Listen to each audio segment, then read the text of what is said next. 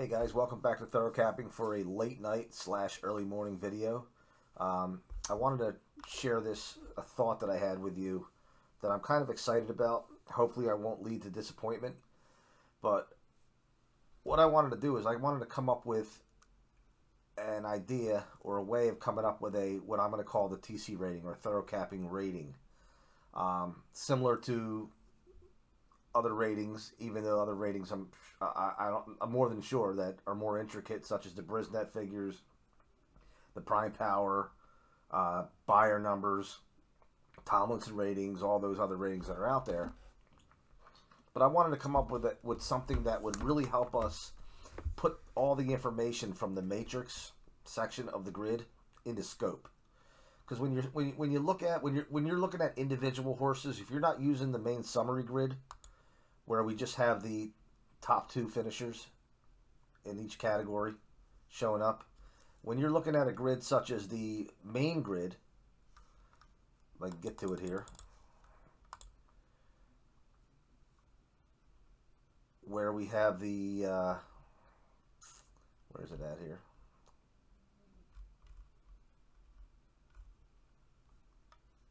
Sorry, I got so many grids on this one sheet here. But if we're looking at the grids where we have that's on the other slide, my other sheet. But I'm talking about the original Thorough grid or Thorough Capping grids that have every horse, and you put the target rating in for them and the ability rating and everything like that. When you're done, you're looking at a bunch of numbers, and you can highlight blue and yellow and who's got the highest this. But when it's all said and done, you're still wondering, okay, who's the best? Who stands out the most out of these characteristics? We have one horse that's top in target and another one that's second in target, but yet that one that's second in target doesn't show up in ability, but he's the highest in the buyer cum and so forth. So what I did was I came up with some formulas here for the TC rating. And I'm going to show you how they work. They are an average of the target, the ability, the final fraction. Now notice I have an R on the end here. In order for this to work, I had to convert the final fraction to a rating rather than a time. Okay, and I'll show you what I mean by that. And it's very simple. I do this in the Follow the Figures. For those of you that have Follow the Figures and you know how to do the conversions, changing a time such as a 24 and 2 to an actual rating rather than a time, I use 22 flat as a 100. And what I do is I do the same thing as I do when we do our target rating. With a 108 would be the standard 100. For every tick, it would be 1 point off. So a 22 and 1 would be a 99. And then a 23 would be a 95 because that's a full second, and so forth. So when I do my handicapping now, instead of putting a 22 and 2 in here and throw the data off, I would put a 98. Okay, and let's say, for example, this horse's target was an 84 and his ability was an 87. His target buyer was say 84. Let's say his buyer Bris number was an 80. That'd be a 164. 84 plus 80, 164. And if you notice, the rating's going up here. And then his speed cum over to the side. Let's say it was, say it was 300 even. You notice this horse now comes to a Thorough Capping or TC rating of an 85 too. And what I did was I came up with, for the target buyer rating of an 82 or target Bris rating, all I did was I used 200 as my standard. Okay, so if it was a 200, that would be 100. For the speed cum, I used 400 as the standard. If it was a 400, it would be a 93.8.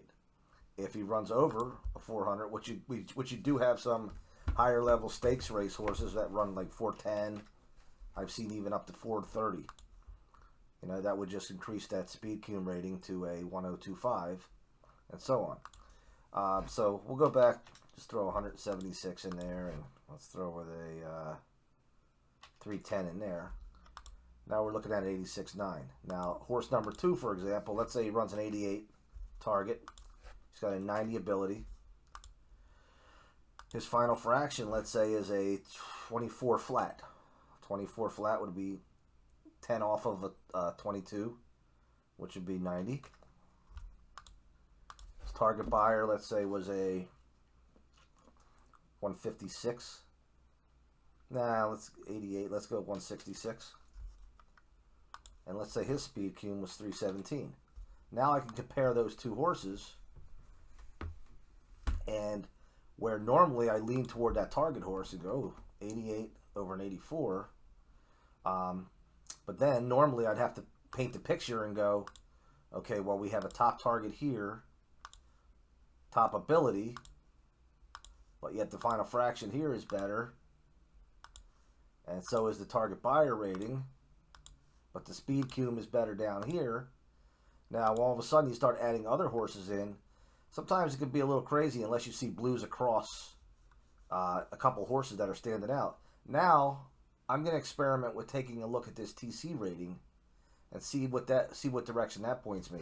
And I'm going to do it by using races that I've already handicapped in the past, some of my old thoroughgrids that I already have the data in, and I'm just going to add these columns to it, put into formulas.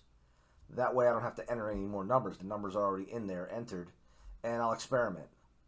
And what I'll do is I'll keep brief updates with you to let you know how it's going, and whether it's a nugget or whether it's a flop. I guess time will tell.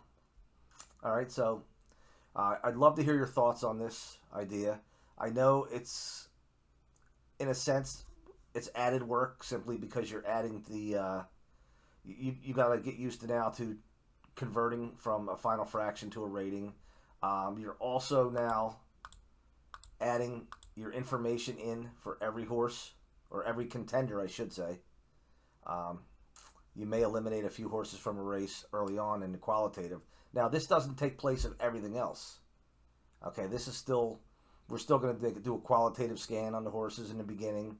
Look for our turn moves, look for our class droppers, all that good stuff, and then maybe get our contenders from here, top 5 or so, and then run the pace figures on them. And if it sounds like a lot, I know some people love the grind. I love the grind. That's why I give myself plenty of time before I handicap. If I have something to do and I leave the house and I come home and races are starting in an hour, I'm not playing them races. So, I mean, if you're like me and you like to give yourself plenty of time in front of you, ahead of you, and you understand these, you got a grasp on these factors, this might be something you want to experiment with too as well. If you're interested, I will email you some grids that are already formulated, because I know that's going to be one of the questions, how do you formulate the grids? I'll email you them formulated. But that's only if, again, you got a handle on the factors, and you've done your homework, you know how to do your target rating, ability rating, all this other good stuff, and you're ready to roll with this and try it out on your own. Let me know. Send me an email, thoroughcapping@gmail.com, and I will get back to you with some formulated grids. I don't have any multiple formulated grids yet. This is the only one I'm working with, but I'm obviously going to go and copy and paste a lot of them so that I can do some back study on the races that have already been run. All right, thanks for tuning in. See you soon.